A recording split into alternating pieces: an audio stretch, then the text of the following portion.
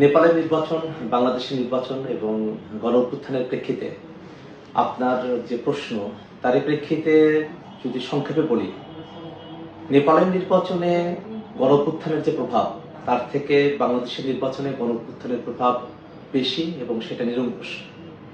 নেপালের নির্বাচনে গণঅভ্যুত্থানের পক্ষে এবং বিপক্ষে উভয় শক্তিরাই নির্বাচনের মধ্য দিয়ে তারা আসন পেয়েছে, কম হোক আর বেশি হোক, যদিও অভ্যুত্থানকারীরা তারা সংখ্যাগরিষ্ঠতা পেয়েছে।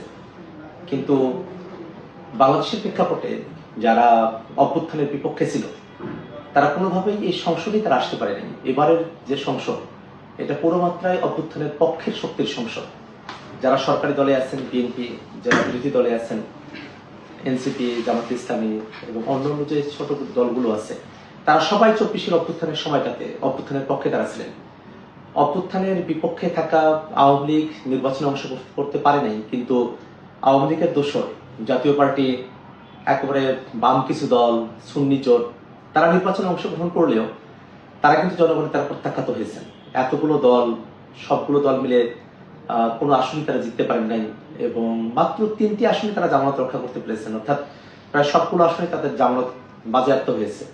অর্থাৎ নেপালের যে নির্বাচন, সেখানে তরুণদের যে দল, গণঅভ্যুত্থানের যে দল আরএসপি, সেটা অনেক আগে থেকে তৈরি হওয়া একটা দল, 2022 সালে যাদের জন্ম, এবং তাদের একটা দীর্ঘদিনের সংসদে প্রতিনিধিত্বেরও একটা ইতিহাস তাদের রয়েছে। কিন্তু তারপরেও এবারের নির্বাচনের মধ্য দিয়ে তারা যে সংসদে সংখ্যাগরিষ্ঠতা অর্জন করলো, সেই ঘটনাটাকে আমরা সাধুবাদ জানাই, আমরা সেটাকে অ্যাপ্রিসিয়েট করি। কিন্তু সেই ঘটনার সূত্র ধরে যারা নানা কারণে এনসিপি কে তুলনায় নিয়ে আসছেন, তারা কার্যত বাংলাদেশে অভ্যুত্থানকারী দল বলতে শুধু এনসিপিকেই ভিন্ন করতে চান এবং অন্য যে দলগুলো বিএনপি বা জামাত, যারা অভ্যুত্থানের পক্ষে শক্তি ছিলেন অন্তত অভ্যুত্থানকালীন সময় পর্যন্ত, তাদের যে ভূমিকা সেটাকে তারা বিমালুম চেপে যান। এই কারণে কনক্লুশন হলো যে নেপালের নির্বাচনে তাদের গণঅভ্যুত্থানের যে প্রভাব, তার থেকেও বাংলাদেশের নির্বাচনে গণঅভ্যুত্থানের প্রভাব বেশি, সেটা বেশি দৃশ্যমান এবং সেটা বেশি পরিমাণে সেটা এখানে সফল। কারণ এবারের এই বাংলাদেশের 2025-এর যে 26-এর যে নির্বাচন, এই নির্বাচনে কোনোভাবেই গণঅভ্যুত্থানের বিপক্ষে থাকা কেউ একটি আসনও পায়নি, কিন্তু নেপালে কয়েকটি আসন হলেও তারা পেয়েছে।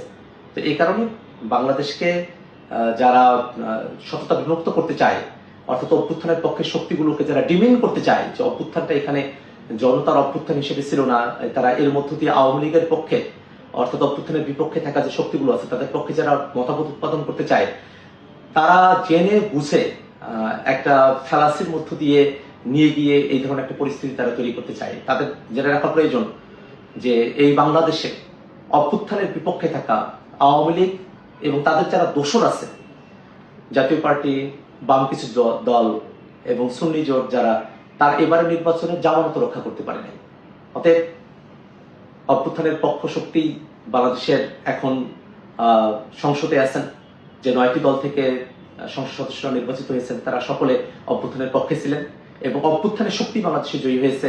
অভ্যুত্থানের শক্তিগুলোই বাংলাদেশের নীতি নির্ধারণের জায়গাটাতে কাজ করবে এবং সামনের দিনে এই অভ্যুত্থানকে তারা কতটা সুরক্ষিত করতে চায়, সেই কমিটমেন্টের উপর ভিত্তি করে বাংলাদেশের মানুষেরা এই অভ্যুত্থান পরবর্তী সময় এবং নির্বাচন পরবর্তী সময়ে প্রত্যেকটা দলের যে ভূমিকা, সেটাকে তারা মূল্যায়ন করবে।